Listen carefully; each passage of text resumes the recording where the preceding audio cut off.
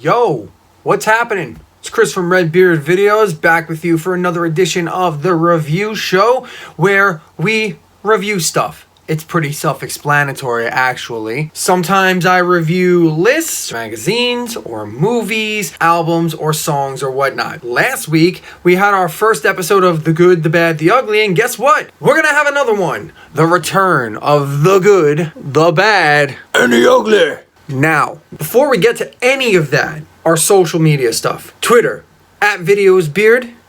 On Facebook, Redbeard Videos. Simple as that. You want to get involved outside of the comment section down below, where you can always drop a comment. Tell me what you think about my reviews. We have other stuff coming up here that we're going to be talking about. So if you want to find out about anything, the best way to reach me are those three places. Comments down below, Facebook Redbeard Videos, or @VideosBeard on Twitter. Now, on to the reviews. And we're going to start with The Good. The Good is kind of an understatement. Last week, a band called Killer Be Killed put out a new song called Intercom from Outer Storms. And if you don't know this band yet, what rock are you hiding under?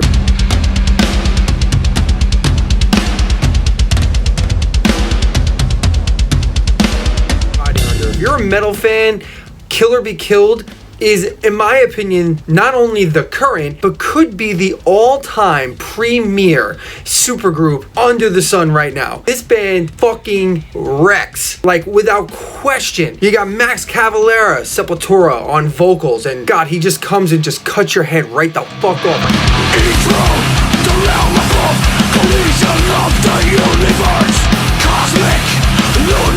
Boom! He's playing guitar. You got Greg Puciato from Dillinger Escape Plan, who's also got the screams and the melodies, all that, killing it.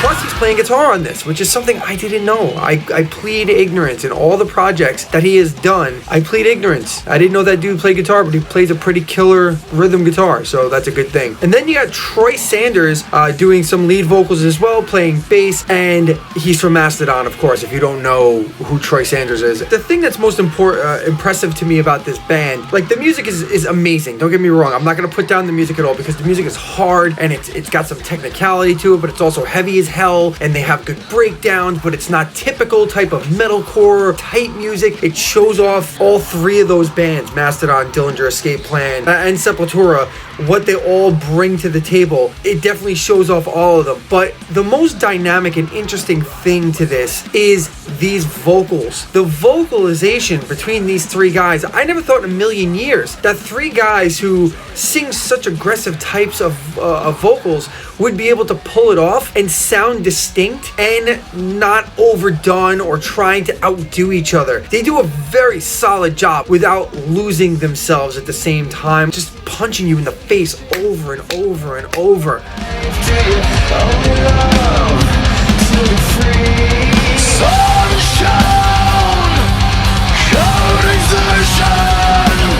The first two were Dream Gone Bad and Deconstructing Self-Destruction, and they were both amazing to start with, but this third single is a whole nother level. It's brought me to a whole nother level of excitement personally for this album. The album, entitled Reluctant Hero, is due out November 20th, which is the week before, like right before Thanksgiving, so a nice little early Thanksgiving going into Christmas thing. I know most people don't really get into bludgeoning metal for Christmas, but us metal fans, that's what we do. The first official video from this upcoming album for this song is fantastic. I mean, it's nothing dynamic or anything, but it's a performance video of sorts, but it's gritty, all kinds of effects and whatnot, and it's perfectly fitting for this band.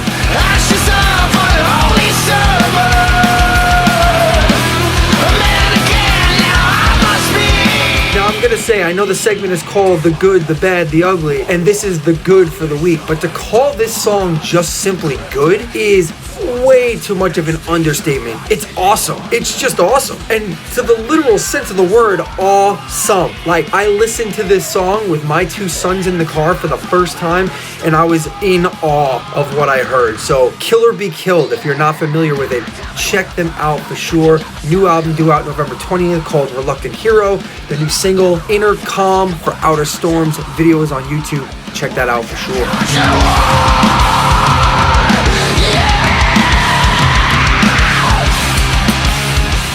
bad is more like a bad-ish. And I know it's weird that the bad has become the middle ground. Last week, I did Butcher Babies, and I didn't want to kill Butcher Babies because I like them. I do like them, and it's one song out of many others that I like. So one bad single, or quasi-bad single, out of a whole bunch of songs that I happen to like, I can't kill them for that. This one is kind of on the same vein. So Dream Theater put out Fatal Tragedy live from London.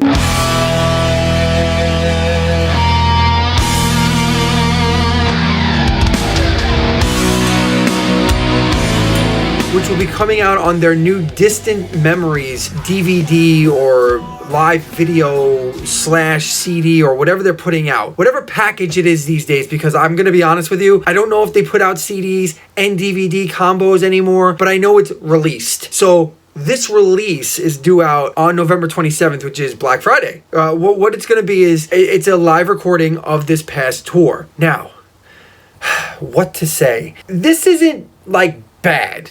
Okay, it's not bad. The song is not bad. The song's amazing, first off. The song Fatal Tragedy is originally from the Dream Theater album Scenes from a Memory, which is probably my favorite Dream Theater album, studio album, amongst my favorite. I have a hard time picking favorite albums from my favorite bands, and Dream Theater is one of my favorite bands. But along with other bands, which you'll see along the way, I have one or two other bands that are very much like Dream Theater in the sense that I have a strong love-hate relationship with them. And it's mostly having to do with what they choose to do, what they choose to put out. And that's my problem here. This song isn't bad. This performance isn't bad, but it's not great either. And the thing here is that Dream Theater should be great all the time. They're Dream Theater, okay? Now, as I said before, this was recorded during the Distance Over Time tour. They went out and they did 2 sets. It was an evening with type of show. And they went out and they did one 45-minute set of random material. I think when I saw this show in Philadelphia, they did 2 or 3 songs I think they did 2 songs from the newest album, Distance Over Time. And then they did other stuff, which I hadn't heard in a while. I don't think they broke any new ground, but I don't think I heard them play anything that I had never heard before live, except for the new songs. And for them to have such a big library to not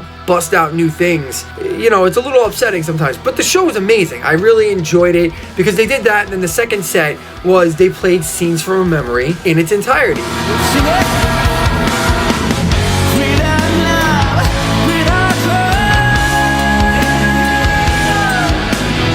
Which was great. It was absolutely wonderful. It was the 20th anniversary of that album, and they went out on tour to celebrate that feat. Wonderful. That's great. Now, I saw this show, like I said, in Philadelphia, and it was totally great. Here's why this single lands on the badish list. It's not that it's necessarily bad, it's mostly just unneeded. It's not something that we needed to see. They already did Scenes from a Memory in its entirety and released it on a CD and a DVD back in 2000.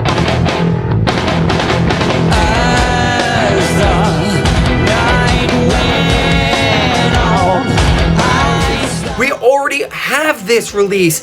Why are we doing it again?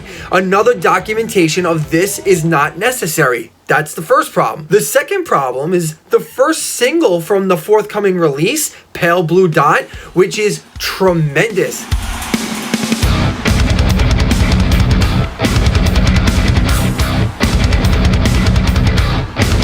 A tremendous performance and a tremendous live version of a song from their latest studio album, Distance Over Time, which is something I'd personally prefer to see. Now, if Dream Theater was putting out a live album of new or previously unreleased live songs, then I'd be like, okay, that's a better idea. But honestly, I'll reserve a full review of what this is when it comes out completely.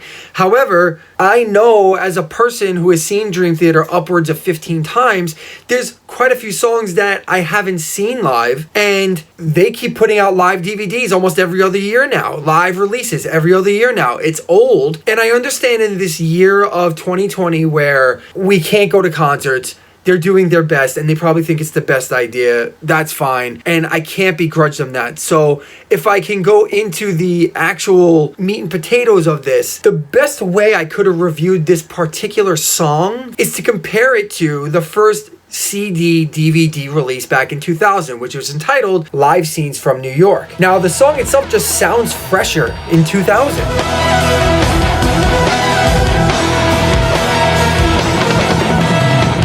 Without love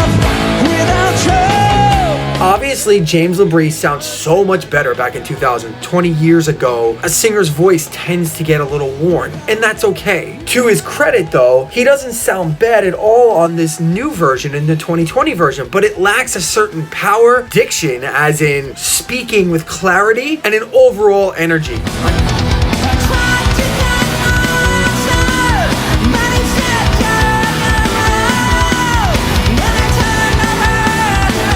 The other interesting aspect of this whole thing is my feelings on Mike Mangini, the drummer of Dream Theater currently, versus Mike Portnoy, the past drummer. Now, this is something that I can go into greater detail on in another video maybe, but for those who don't know, Dream Theater changed drummers about 10 years ago, and a debate has raged within the DT community, similar to like David Lee Roth versus Sammy Hagar in the Van Halen community, but it's only nerdy people, like nerdy prog guys who like air drum to everything.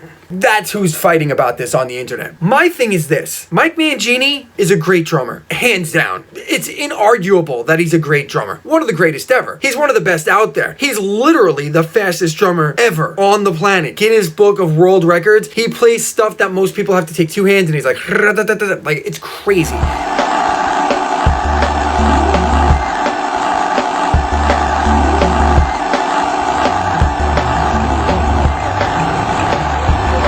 But I simply do not like the way he plays Mike Portnoy's stuff. I don't like the way he plays the old stuff at all. The new songs, like Distance Over Time stuff, or Dramatic Turn of Events stuff, or self-titled stuff, he's amazing. And I mean that. Amazing. Blows my mind. I can't believe he plays this stuff. But hearing him in this song, coupled with the fact that LaBrie is not nearly as good as he was in 2000, and I have to rank this as a baddish single. I would not have released any of the songs from Scenes from a Memory as a single. I think that's a terrible idea. I think I would have stuck with one of the newer songs to promote, hey, we're putting out new stuff, let's listen to new stuff. So, see the ish, what makes this not a total loss for Dream Theater, the actual video for Fatal Tragedy from Live from London is absolutely stunning, like gorgeous.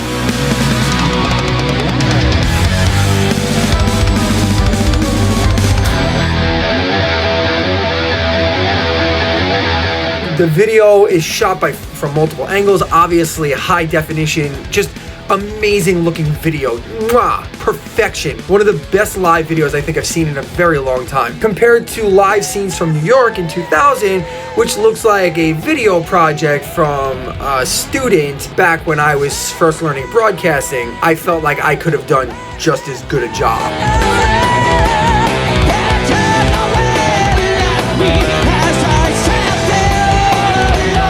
So that's how it goes from a bad release this week to bad-ish. All right, why is that bump there? So, it's so weird. Why? My beard does the weirdest thing when I'm recording. Now, on to the ugly. The ugly is something called psychosexual. May my secret thoughts be marshaled into the movements of the flesh of that which I desire. Hail psychosexual. And it's not necessarily an album review, although they did put out a new album a few months back called Torch the Faith. It's more of a band review.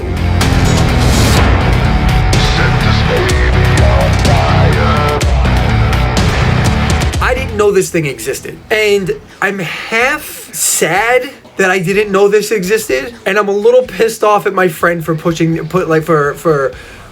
this on me and telling me I had to see this and hear this because it's so terrible. Psychosexual put out an album back in May of 2020 called Torch the Faith, and it's fronted by the former drummer of my favorite band, Five Finger Death Punch. His name is Jeremy Spencer. He is now the lead singer, lead vocalist. We're gonna call him a vocalist because singing is questionable at best. He's the lead vocalist of Psychosexual, and he goes by the name Devil Daddy. I'm not kidding. Other band member names, just to give you an idea of what we're dealing with here: Crucifier, Astaroth, Volak. I don't know. They all wear masks. He's got like this devil thing going on. I'll get into that in a minute. Let's start with the music. One that leads to bigger thrills. When moving fast. The music is, if we can call it that, it's a cross between Typo Negative, Ghost, and Rob Zombie, all with a new wave twist. Oh, and it's terrible. Set this baby on fire.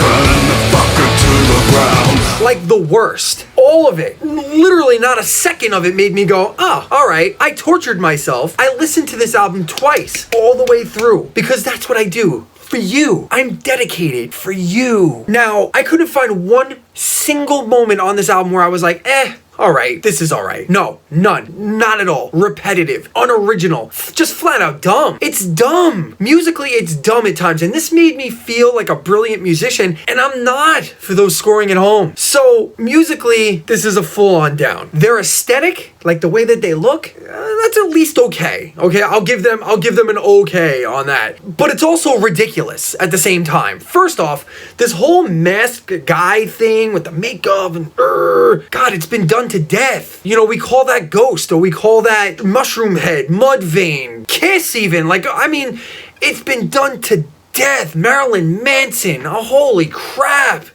We're over it, okay? It's done. It's been done recently. And if you're gonna do it, at least bring some good music. You can't do it and be bad at music. It just doesn't work that way. Let the sin begin. You'll be wiping my love that's dripping from your chin. Now again, I have to give credit where it's due, okay? I don't want to be 100% trashing this. Jeremy Spencer's look, the lead vocalist guy with the devil makeup and all that. I mean, it's pretty good makeup. It's a good job makeup. I mean, it's red. It doesn't, it's not hard, but it's got a certain it's got an impressive look to it. It's got an impressive look to it. But then you call yourself Devil Daddy. Devil Daddy? I'm not kidding. Let me give you that face again. Makes me get the Dr. Phil look. It just grosses me out. Ugh. And maybe that's what he's going for, but I don't know. The videos for the stuff that I've seen a live video and I've seen an actual music video. They're your typical gothic imagery, burning crosses, the devil priest listening to the scantily clad hottie woman in a confessional, a faux altar where you're sacrificing this young thing through sexual pleasure. Yeah, you're really breaking new ground there, Copernicus. Lyrically is where this shit train really hits a bus full of orphaned infants head on. Oh my hell. With song titles like I Bite, which you do, by the way. I Wanna Be the Blood in Your Cut. Be careful with that one, because I almost messed that one up too myself. And my personal favorite, Whatever Doesn't Kill Me, Had Better Start Running. Look out for the guy in the devil mask. I wasn't expecting Neil Peart or Phil Anselmo level lyricism here, but come on, man. Can you do a little better? You've got basic 50 Shades of Grey level softcore porn with a horror torture angle to all of it in these lyrics. Now, if any of that was done well at all, I'd at least give them that, but it's not. I actually saw a quote from an article written by Illicit Articles, that's the website, that said, and I quote, Spencer has the lyrical output of a pack of Garbage Pail Kids. Do you remember Garbage Pail Kids? Garbage Pail Kids? Garbage Pail Kids? Do you remember them? This is what you're dealing with here. And honestly, I can't expand any further on that. This is it. It can't get much better than that. I can prattle on all night long about how bad the lyrics are, but you have the lyrical output of a pack of Garbage Pail Kids. That sums it up perfectly. All in all, at the beginning of this episode, I said Killer Be Killed, and their single specifically was the good for the week. That being an understatement, this being ugly is only the beginning. It's bad and ugly. Hell, the thesaurus itself doesn't have enough adjectives to describe how bad this is. But let me try. Horrible, horrendous, disgusting, unlistenable, unwatchable, unlikable, awful, horrid, terrible, vile, not in the good way that I'd imagine he was going for, wretched, revolting, repugnant, repulsive, refuge, as in garbage, shit, as in excrement, excrement, as in shit, atrocious, dreadful, and just not good at all, even a little. So that's it. That's the good, the bad, and the psychosexual. Because that's probably what we're going to call it from now on. The psychosexual. Otherwise known as the ugly. And that'll do it for me. I am Chris from Redbeard Videos. By all means, please check us out on our social sites. At VideosBeard on Twitter. Redbeard Videos on Facebook. Hit the like button if you like. Subscribe so you can check out what else is going on here on the channel. And comment down below. Let me know what you think of my reviews. Or the fives, or anything else you want to talk about. And until next time, thank you so much for watching, and we'll catch you around. Bye.